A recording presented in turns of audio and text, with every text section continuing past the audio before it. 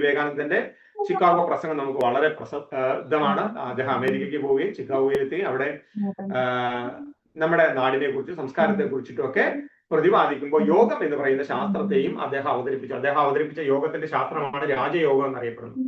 അപ്പൊ രാജയോഗം എന്ന ശാസ്ത്രം അറിയപ്പെടാൻ, അല്ലെങ്കിൽ പാതഞ്ജല യോഗത്തെ രാജയോഗം എന്നറിയപ്പെടാനുള്ള കാരണം എന്താ? സ്വാമി വിവേകാനന്ദൻ അതിന് രാജയോഗം എന്നൊരു വ്യാഖ്യാനം എഴുതിയിട്ടുള്ളതുകൊണ്ട്. അപ്പൊ അങ്ങനെ വിവേകാനന്ദ സ്വാമിയിലൂടെ ഭാരതത്തിന് പുറത്തേക്ക് ഈ ശാസ്ത്രം പോയി. ആ കാലഘട്ടമാണ് മോഡേൺ പീരിയഡ്. അപ്പോ യോഗയുടെ മോഡേൺ പീരിയഡ് എന്ന് പറയുന്നത് ഏതാണ്? വിവേകാനന്ദ സ്വാമിയുടെ കാലഘട്ടം. അപ്പോ ഹഠയോഗം വരെ എന്താണ്? ഭാരതത്തിന്റെ ഉള്ളിൽ ഈ ശാസ്ത്രം പടർന്ന് പന്തലിച്ചു വന്നു. അങ്ങനെ ഭാരതത്തിന്റെ ഉള്ളിൽ പടർന്ന് പന്തലിച്ചു വന്ന ഈ ശാസ്ത്രം എന്ത് ചെയ്തു? വിവേകാനന്ദനിലൂടെ ഭാരതത്തിന് പുറത്തേക്ക് യാത്ര ചെയ്തു. അതാണ് മോഡേൺ പീരിയഡ്.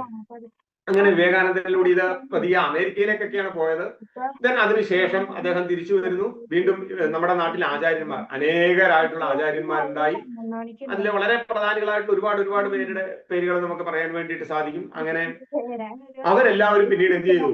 വീണ്ടും അവരുടേതായ രീതിയിൽ ഇതിന് ഇന്ന് നമ്മൾ കാണുന്ന പല രീതിയിലുള്ള ആസനാസും അല്ലെങ്കിൽ അതിന്റെ വേരിയേഷൻസ് കാര്യങ്ങൾ നമ്മൾ പഠിക്കുന്ന സ്കൂൾ ഓഫ് സിസ്റ്റം, നമ്മൾ പഠിക്കുന്ന സിസ്റ്റം എന്ന് പറയുമ്പോൾ ഹഠയോഗ സിസ്റ്റം എന്നൊക്കെ പറഞ്ഞാൽ തന്നെ നമ്മൾ നോക്കൂ, അയ്യങ്കാർ സിസ്റ്റം, വിന്യാസ സിസ്റ്റം, പട്ടാഭി യോഗിസിന്റെ സിസ്റ്റം, അതേപോലെ തന്നെ ശ്രീനിവാസ യോഗിയുടെ സിസ്റ്റം.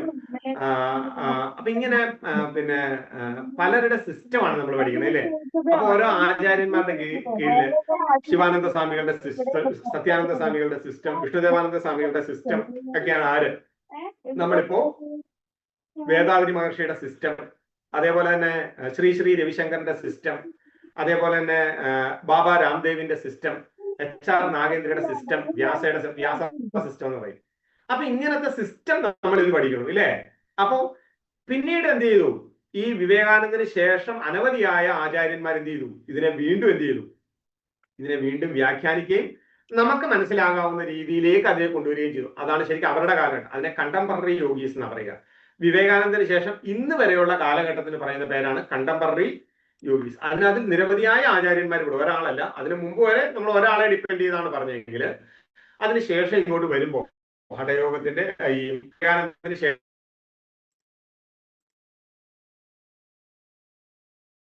അനേകരായിട്ടുള്ള ശ്രമഫലവും വീണ്ടും വികസിച്ച് പടർന്ന് പന്തലിച്ച് പല ഗ്രന്ഥങ്ങളായി, പല സ്കൂൾ ഓഫ് സിസ്റ്റങ്ങളായിട്ട് ലോകമാകെ വ്യാപിച്ചു. അപ്പൊ വിവേകാനന്ദൻ ഇതിനെ അങ്ങോട്ട് കൊണ്ടുപോയുള്ളെങ്കിൽ പിന്നീട് ഇങ്ങോട്ട് വരുമ്പോൾ എന്താണ്? പിന്നീട് നിങ്ങൾ ലോകം മുഴുവൻ അടിച്ചു നോക്കിയപ്പോൾ അയ്യങ്കാർ സിസ്റ്റം എന്നൊക്കെ പറഞ്ഞു കഴിഞ്ഞാൽ ലോകം മുഴുവൻ പ്രശസ്തമാണ്. മനസ്സിലായില്ലേ? അപ്പൊ അങ്ങനെ ലോകത്തെമ്പാടും പട്ടാഭി ജോയിസ്, അദ്ദേഹമൊക്കെ വിശ്വപ്രസിദ്ധരായിട്ടുള്ള ആൾക്കാരാണ്. അങ്ങനെ എന്താണ് വിശ്വപ്രസിദ്ധമായിട്ട് തീർന്നത് കണ്ടംപററി യോഗീസ്, ശിവാനന്ദ സ്വാമികള്, സ്കൂൾ ഓഫ് യോഗ സിസ്റ്റം.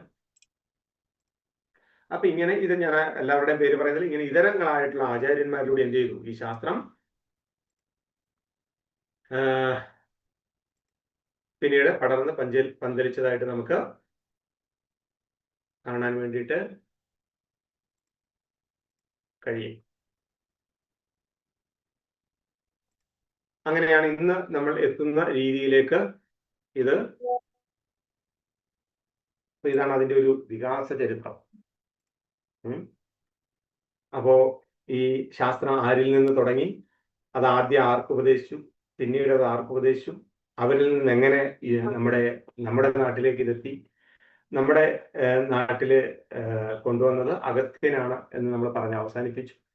അതിനുശേഷം ഇതിന്റെ പീരിയഡിലേക്ക് നമ്മൾ പോയി. വേദത്തിന് മുമ്പുള്ള പീരിയഡ് വേദകാലഘട്ടം, വേദത്തിന് ശേഷം ഉപനിഷത്ത് കാലഘട്ടം, ഉപനിഷത്തിന് ശേഷം പാതഞ്ജല യോഗത്തിന്റെ കാലഘട്ടം, അതിനുശേഷം ഹഠയോഗത്തിന്റെ കാലഘട്ടം, അതിനുശേഷം വിവേകാനന്ദന്റെ കാലഘട്ടം, പിന്നെ അതിനുശേഷം ഈ കാണായ അനവധിയായ യോഗിവര്യന്മാരുടേതായി ഇന്ന് നമ്മുടെ നാട്ടിൽ നിലനിൽക്കുന്ന വളരെ വിശ്വപ്രസിദ്ധരായിട്ടുള്ള ആചാര്യന്മാരുടേതായ കാലഘട്ടത്തിൽ നമ്മൾ എത്തി നിൽക്കുകയാണ്. ഇതാണ് യോഗയുടെ ഒരു പഴമ എന്ന നിലയ്ക്ക് നമുക്ക് നോക്കിയാൽ കാണാൻ വേണ്ടിയിട്ട് കഴിയും.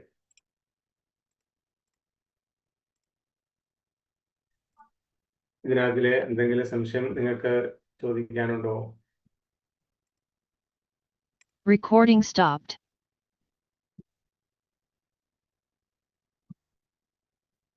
ഇത്രയും പറഞ്ഞ കാര്യങ്ങളിൽ എന്തെങ്കിലും സംശയം ചോദിക്കാനുണ്ടോ?